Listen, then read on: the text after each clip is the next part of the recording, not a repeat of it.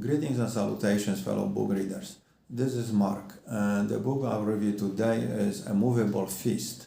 Before we continue, this is personalized limited edition of A Moveable Feast with leather cover designed and made by me. At the end of the video, I will tell you a couple of ways of how you can get one for yourself if you are interested. Now let's get back to the review. A Moveable Feast is a semi-autobiographical short story collection by the great American writer Ernest Hemingway, published in 1964, shortly after his suicide. Hemingway was a giant of not only American but world literature. He was declared by some, probably Americans, the greatest writer since Shakespeare, but that's very subjective. I think there were many great writers in English language, some of whom I would consider superior to Hemingway. But they were British, so probably don't get as much credit from the Americans. Hemingway's trademark was the simple and direct prose, combined with complex characters and vivid descriptions of the action and scenery. He influenced many other writers. Charles Bukowski often mentions Papa in his stories, but I think he might have been more influenced or impressed by Hemingway the man than the writer.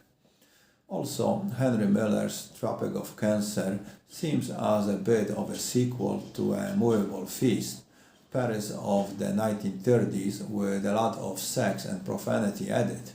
Of course, it was published some 30 years before A Moveable Feast, so there is no connection between the two writers.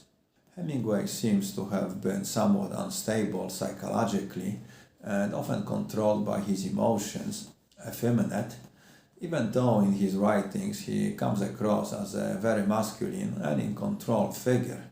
He was considered a symbol of manliness, a war veteran, womanizer, hunter, and a fisherman. I think Charles Bukowski said that for Hemingway, life was a long, never-ending war, and the plots of his novels and stories seem to reflect this.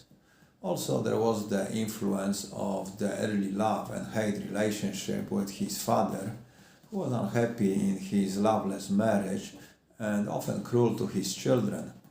It is said that the child Hemingway, after being punished, would pick up a shotgun and zero the sight on his father's head, I imagine unseen by the father. The father committed suicide, and it kind of reflected the general genetic tendency for depression and emotional imbalance in Hemingway's family, resulting in alcoholism, drug abuse, and premeditated death. Besides Hemingway and his father, also two of his siblings, son George, aka Gloria, and granddaughter Margot, took their own lives. Hemingway used to say, "Everyone's life ends in the same way, and it is only details of how he lived and how he died that distinguished one from another." Perhaps the writing kept Hemingway alive much longer than he would be otherwise. It was an emotional outlet, and without it, his life probably would be unsustainable psychologically. I wonder what other great novels he could have written if he did not decide to check out early. But then again, perhaps he knew he was over his peak and there was nothing more to give. Considering all the health problems he was dealing with, maybe he would end up like Nietzsche, a vegetable for the remainder of his life. What is A Moveable Feast about? It is a collection of stories about Hemingway's life in the 1920s Paris and a general description of the lives of the so-called lost generation, living in poverty and instability, but making it tolerable, even enjoyable, by being young and idealistic and living in Paris.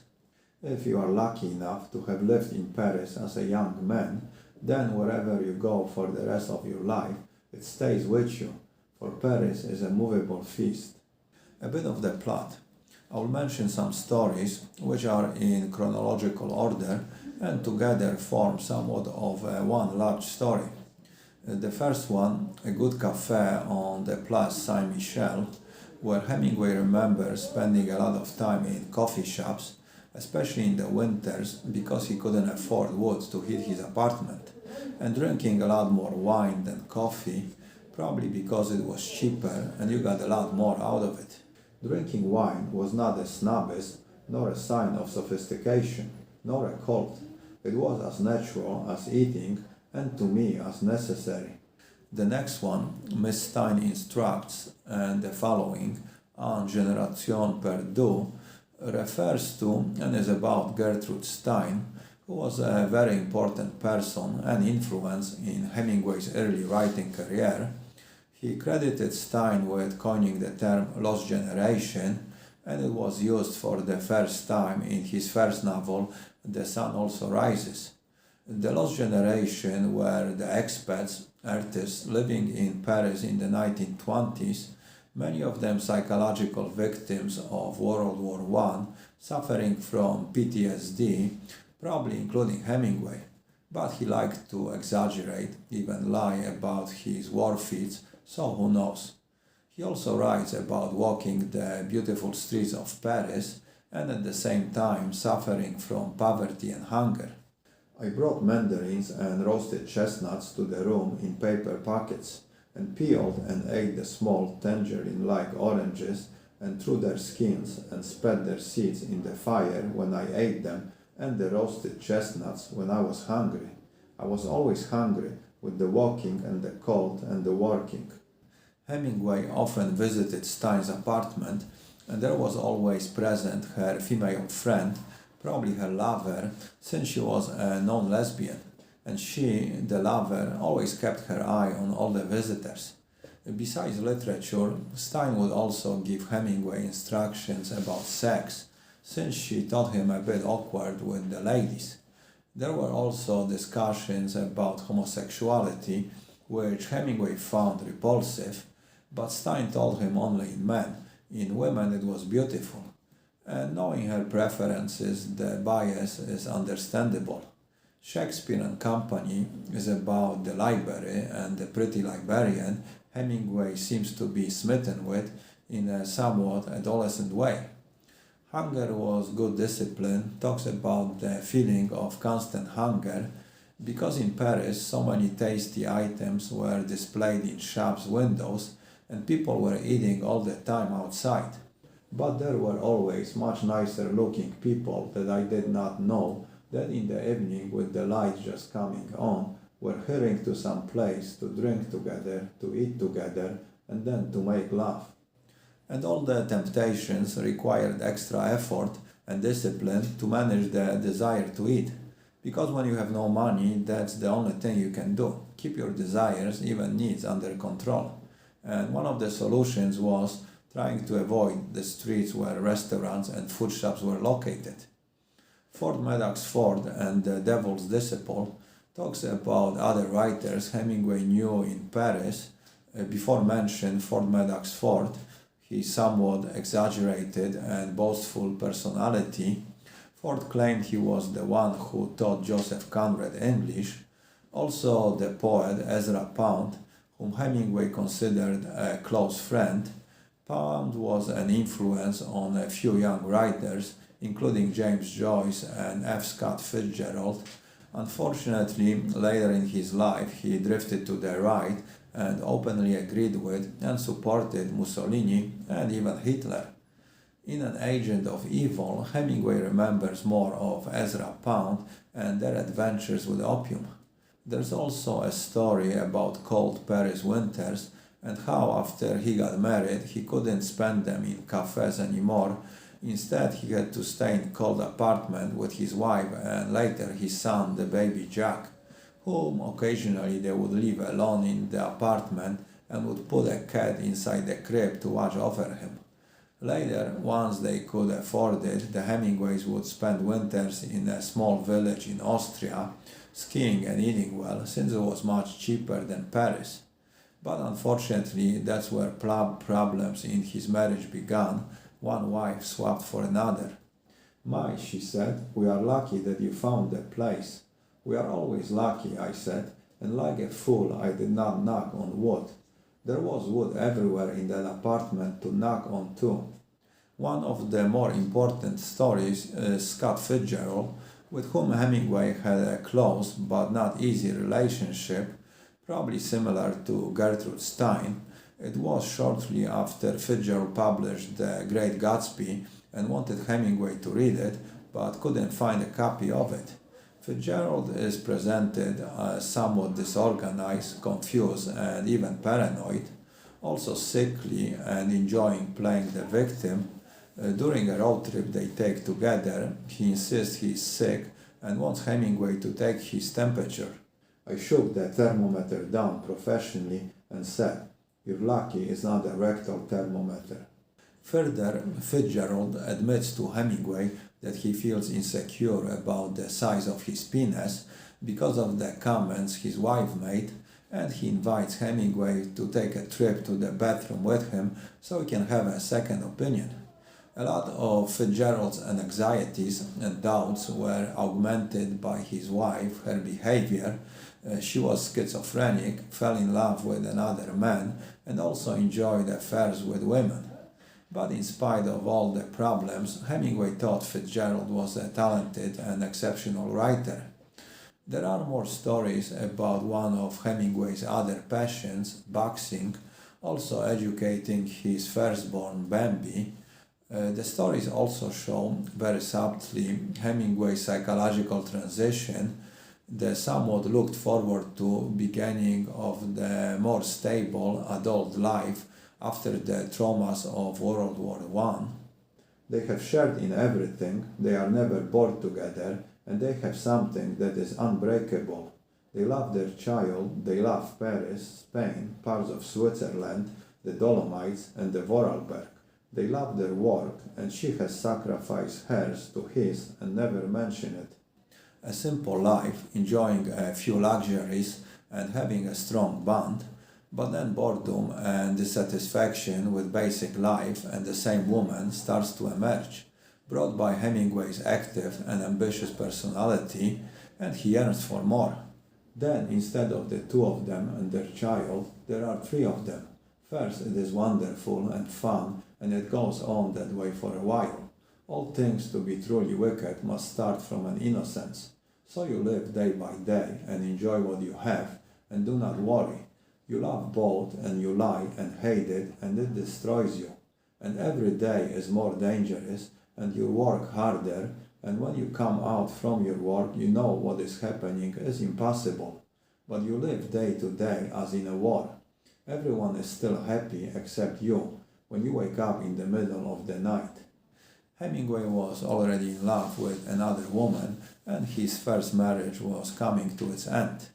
The last part of the book is reflections on the writing process, and specifically on the writing of this book, somewhat philosophical, how the facts and fiction play off each other, and one is responsible for the creation of the other, a lot of it caused by the outside pressures to fictionalize facts. Hemingway repeatedly says, "This book is fiction, but there is always a chance that such a work of fiction may throw light on what has been written as fact." What are my thoughts about the Moveable Feast? It is a decent collection of short stories based on Hemingway's early years as a writer and his life as a poor expat in the 1920s Paris.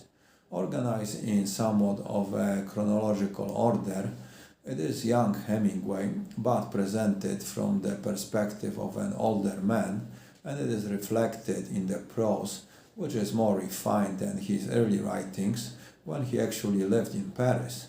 And the difference can be seen when comparing it to the novel he actually wrote there, The Sun Also Rises.